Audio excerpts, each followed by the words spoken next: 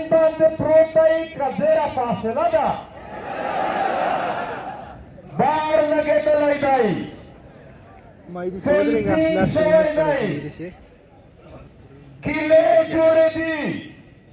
د چا ذمهواري ده چې سوات ته بدل ته تراګر نه راځي محترمو په رښتیا به نه شرمېږو نه به خفه کېږو او نه د څوک پې شرمېږي نه د څوک پې خفه کېږي او که خفه کېږي سل ځله د پې خفه هم رښتیا به سره وایو لس کاله دلته وسلوال نشي راتللی لس کاله طالبان نشي راتللی اچانک په 15 ورځو کې رادننه کېږي نو چې دا لس کاله نشول رادننه کېدلی په د 15 ورځو کې د چا په اجازه راغلل دومره د مقصد خبره کوو زه هغه خبرې کوم چې د دنیا په کوم عدالت کې مې غواړي ورته حاضرېږم که زه که زما یوه خبره غلطه ثابته کړله که یوه خبره زما غلطه ثابته شوله دا یو زه خو پرېږده ټول پښتون وطن ته چې کومه سزا خوښوي یا داسې خو دومره خبره ضروري نه ده کومه دلته یو ځل یو میجر ته یو بل کس ته یو ډي سي دی یا ډي پي او ده هغه یې ونیول یوړل D S C اوس کیسه درته کوم په هغه کې ډېر غټ پوینټ دی वीडियो तुम पर करे हुआ था कि यही कि आपको किसी ने कुछ बताया नहीं था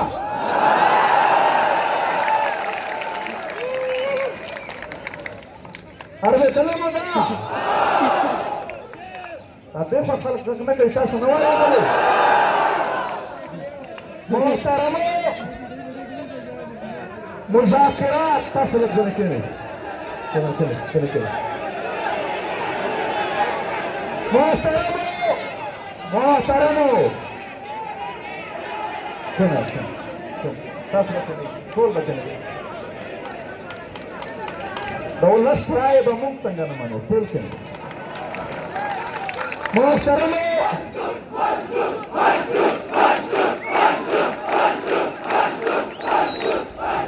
मंजूर ना ना ना ना ना मंजूर पर सुनो पाखुन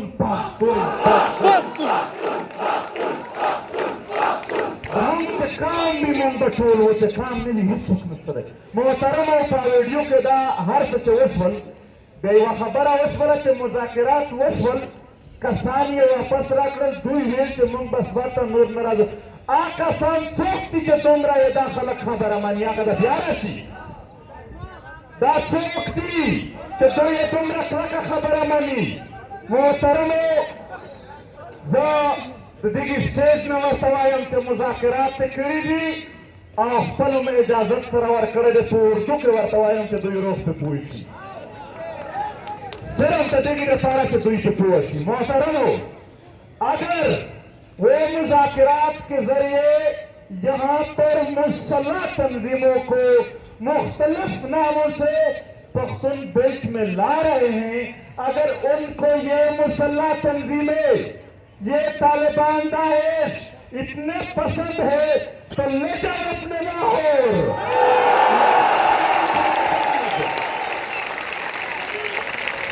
وہاں لے جاؤ مذاکرات کے نام پہ دوبارہ یہ جو ڈرامہ رچایا گیا ہے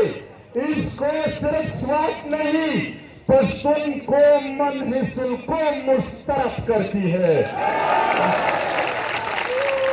محترمو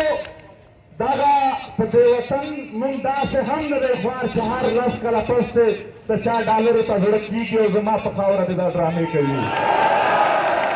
دومره نه دی آسان دا وطن وګړي لري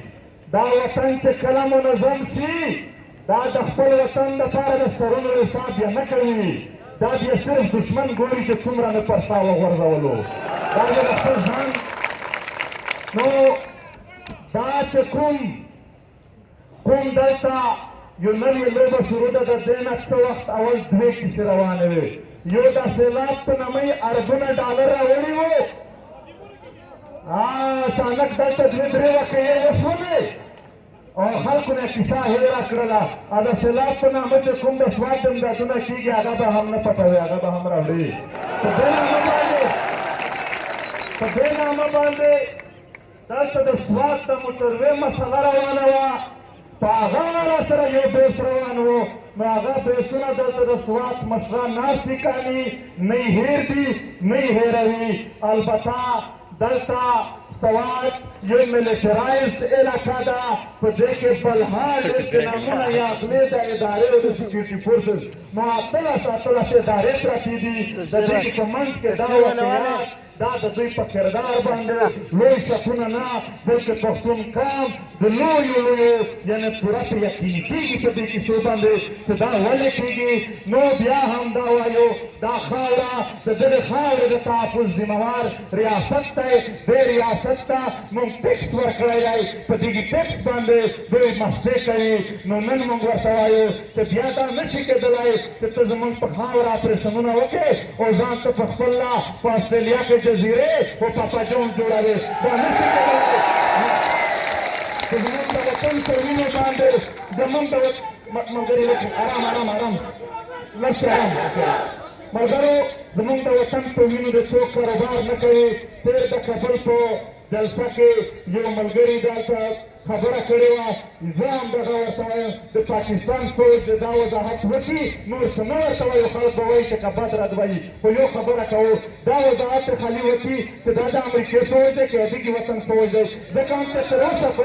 اوسه پورې ټولې هغه منصوبې چلوي چې کومې د هر ځای نه راځي نو دلته دا خلک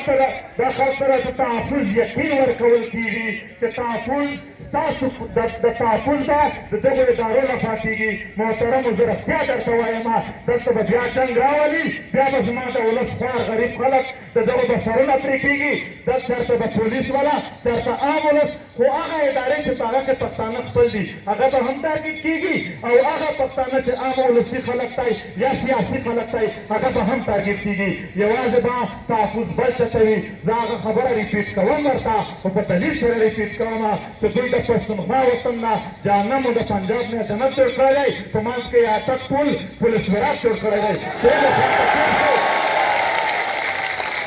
هغه خواته تېر شي ورور نه چیک پوسټ ته نه بدامنیز ته نه ټارګېټ کلینک ته نه نامعلوم افراد ته دی چې دوی خو راواوړې کنې بیا دا ټول شروع شي محترمو ستاسو ته زه بیا هم دا وایم نامعلوم افراد څوک دي زموږ په خاوره کې په کلي کې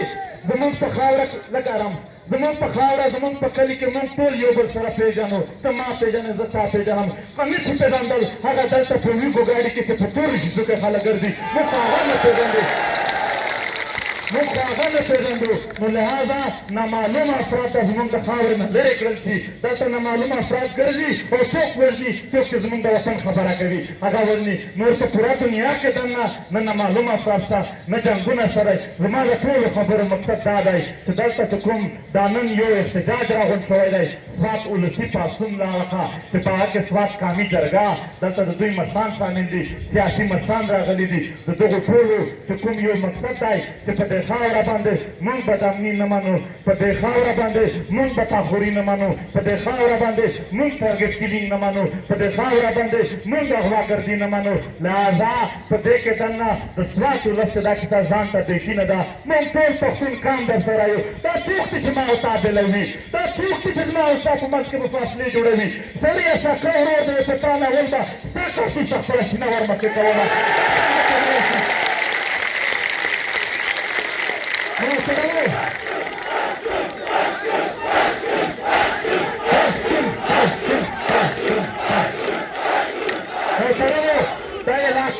زمونږ د دې د علاقې په بنیاد نه د قبیلې په بنیاد نه منې قوم د یو قوم په بنیاد باندې به وي د ټولې پښتونخوا په بنیاد باندې به وي زه د دې ځای نه په ټول پښتون وطن غږ کوو چې که سوات یې درنه ونیو ډېر تاریخ دا ثابته کړې ده چې کله سوات چا نیولی دی نو ټوله پښتونخوا یې په ګریډ کې راغلې ده د سوات نیول به د ټول وطن د ټول پښتونخوا بیلټ نیول وي په سوات کې دننه چې څه دا ډالري جنګونه راځي دا به بیا په ټوله پښتونخوا وطن کې خواره شي نو لهذا موږ ټول پښتون قام ته وایو چې دا یوازې د سوات مسله نه ده دا د ټول وطن مسله ده او دغه بېلېدل دا چې موږ یو بل داسې په مېلمنو او په اشارو کې سره وایو د خبره پرې کوو دوی ژوند بند کړی دی پوره دلته په دې خاوره میش پلوړې خبرې دي. نو محترمو دا یو قام دی یو وطن دی که په باجوړ کې سخته ورځ وه زه ستاسو نه وعده اخلم چې سوات خلک په باجوړ خپله خاوره خپل خلک مري وزیرستان کوټه پېښور ټول خپل وطن دی داسې به د سوات ولس د سوات وطن ټول وطن خپل مري. محترمو یا خو د تېر جنګ حساب نه دی شوی یا خو د تېر جنګ ورک دي یا خو د تېر جنګ د خوځاخېل ګرلز کالج لا اوسه پرې نیولی دی چې دوی نوی جنګ راوړي. محترمو د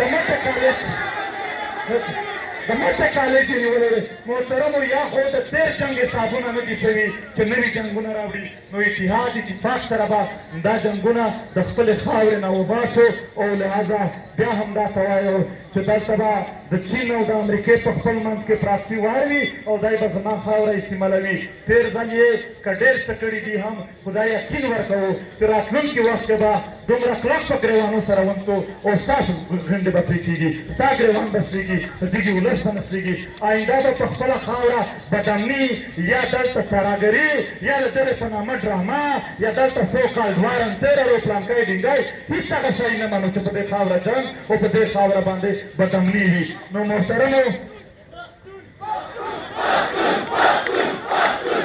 او زه دا خبره هم کومه چې وطن نه پرېږدو. دلته خلک دا کیسه جوړه کړي یو داست او یو واسط خور کړي او معنا یې دا وي چې تاسو د وطن نه ووځئ چې موږ نوي نوي کمپونه ټرینینګ کمپونه پکې جوړ کړو. وطن چې پرېنږدئ که وطن مو پرېښود بیا به په دې خاوره باندې نوې داسې کیسې واروي دی به په نوي شکل کې په نوي ټیکنیک کې داسې منصوبې جوړې کړي چې د هغې نه به دې وطن ته نور نقصانونه ورسېږي. دوی تل په یره په طرحه کې د دغې خاورې نیول غواړي. په هېڅ صورت کې ملګرو د دغه وطن د پرېږدونه لهذا لکه څنګه چې د سوات قامي جرګې له اړخه وویل شو لکه څنګه چې د سوات قامي جرګې چې وطن نه پرېږدو نو ستاسو د ټولو وعده ده